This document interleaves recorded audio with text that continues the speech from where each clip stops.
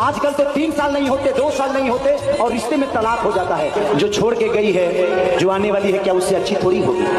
आज वो दूर है इसलिए आपको अच्छी लग रही है। हाँ तो दोस्तों आप लोग देख सकते हैं कि पवन सिंह के बीबी किस तरह से स्नान करने गई है कुंभ में, और कुंभ में स्नान करने गई है तो देखिए पवन सिंह के साथ में लेकर गई है। आप लोग सोचते होंगे कि पवन सिंह के साथ में कैसे लेकर गई होगी, लेकिन देखते हैं कि किस तरह से मोबाइल अपना फोटो निकलवा कर मोबाइल में से पवन सिंह के साथ में और स्नान कर रही है। हाँ तो दोस्तों मैं बता दूं कि पवन सिंह भी बहुत खुश हुए और खेसारी दादा भी खुलेआम बोल रहे थे कि अब उसको से अच्छा नहीं मिलेगा पवन भैया, आप उनको से शादी ही करिए, उनको मत भुलाइए।